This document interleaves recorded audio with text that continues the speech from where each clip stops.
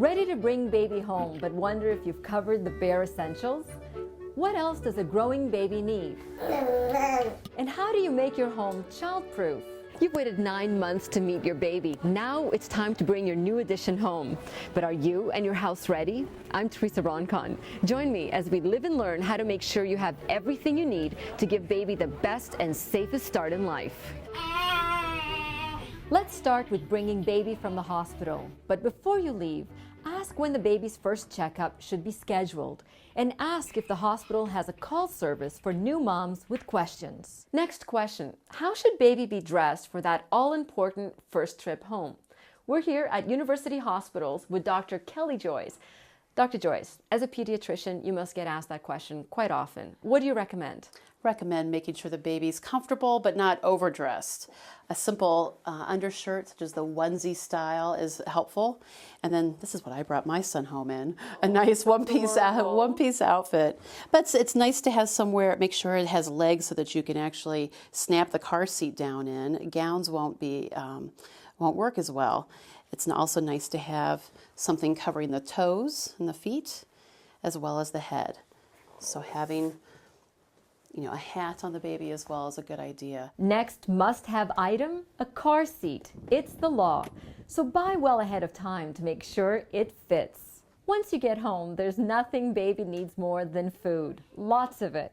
An infant needs about 2.5 ounces of formula per pound of body weight a day. And not long after baby's lunch, you'll need to make sure you've got the bottom line covered. In fact, the average newborn goes through 10 diapers a day. It's okay for the baby to be changed on a changing table, but you cannot leave that baby unattended for a brief second, not long enough to reach for an undershirt or socks or a diaper. You must have one hand on the baby at all times. The safest way to change a baby is probably on the floor, just throwing down a diaper changing pad and doing it right there. And you'll need to wipe that little bottom after every change. So make sure you have plenty of boxes of baby wipes or 4 soft washcloths. You'll also need somewhere to put all those dirty diapers, like a diaper pail. Once baby's bottom's clean, he or she will need to get dressed. And if you thought you were a clothes horse, baby will put you to shame. To begin with, you will need 10 onesies, 1 or 2 hats, 3 to 5 pairs of booties, 7 sleepers or gowns, and hooded wash towels.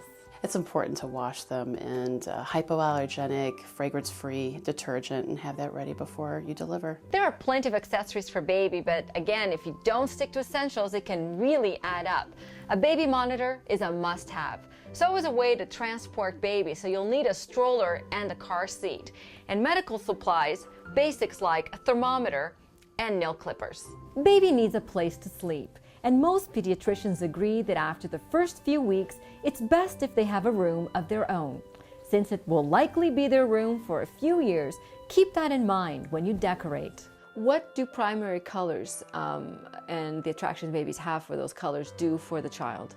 It really, we think, helps stimulate the visual cortex of their brain, and we hope that as their brain continues to develop and they're stimulated by objects and movement, that their overall development in the long term might be benefited.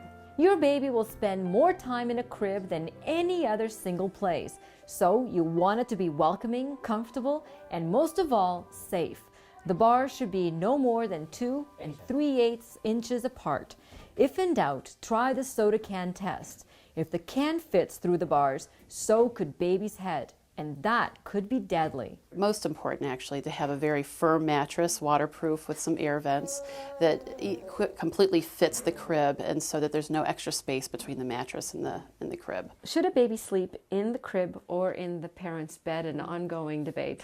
Well, it is, yes, it's still being debated, but the American Academy of Pediatrics actually officially recommends that it appears that the safest way for a baby to sleep is separately in a crib, that there is a correlation potentially for increased risk of suffocation. And one of the things that puts that at a greater risk is when parents are tired, and quite honestly, those first few months are very exhausting. So we recommend that babies sleep in a separate crib area. Babies should always sleep on their backs, and infants should never be placed on soft surfaces like sofas, pillows, or comforters. Also, keep away toys with long strings or cords. Mobiles are fine to have over a baby to stimulate their visual development and keep their interest, as long as they're kept out of reach of the baby. We don't want anything with long strings hanging in the crib or any toys with long poles that the baby might have difficulty with. When your child gets mobile, use safety gates at the top and bottom of all staircases and be sure they're installed correctly. Avoid accordion-style gates with large openings that kids could fit their heads through. Right there.